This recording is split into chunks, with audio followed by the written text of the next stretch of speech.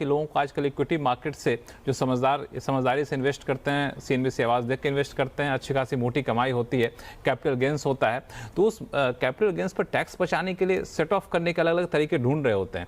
वो तरीके क्या क्या हो सकते हैं? लक्ष्मण जी, इसमें हम इसको दो पार्ट में बांट लें जी। सबसे पहले तो कैपिटल गेन हुआ है और मेरे को कैपिटल लॉस भी हुआ है, तो गेन को लॉस के सामने सेट ऑफ करने के लिए, कैपिटल गेन को कैपिटल लॉस के सामने सेट ऑफ करने के जो नियम हैं, उसमें आपको दो नियम ख्याल में रखने हैं। सबसे पहले आपको ये देखना है आपका ये जो है वो गेन लॉन्ग टर्म है या शॉर्ट टर्म है। ठीक है। अगर आपका गेन लॉन्ग टर्म है तो उसको आप कोई भी लॉस, माना लॉन्ग टर्म लॉस हो या शॉर्ट टर्म लॉस हो, उसके सामने सेट ऑफ कर सकते हैं। पर अगर ये शॉर्ट टर्म गेन है तो ये शॉर्ट टर्म गेन को केवल आप as far as capital loss is concern केवल शॉर्ट टर्म कैपिटल लॉस के सामने सेट ऑफ कर सकेंगे, लॉन्ग टर्म कैपिटल लॉस के सामने सेट ऑफ नहीं होगा। इसमें एक सवाल और है मेरा कि कैपिटल गेन का जो है वो अन्य लॉस के साथ सेट ऑफ करने का नियम क्या है?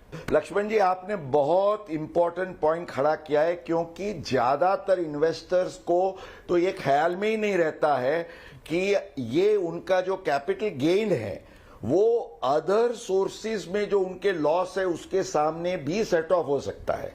और हम ये एक चार्ट के हिसाब से हमारे दर्शकों को दिखाएंगे कि अगर आपका कोई भी कैपिटल गेन है लॉन्ग टर्म या शॉर्ट टर्म, तो इस कैपिटल गेन को आप कौन कौन से लॉसेस के सामने सेट ऑफ कर सकते हैं। तो एक तो हाउस प्रॉपर्टी का लॉस, मान लीजिए आपने 2 लाख रुपए का इंटरेस्ट पे किया है तो उसका लॉस है, आप उसके सामने सेट ऑफ कर लीजिए। आपका अदर सोर्सेस का लॉस है, आपका बिजनेस का या एफएनओ का भी जो लॉस है जिसको बिजनेस गिना जाता है उसके सामने सेट ऑफ हो सकता है।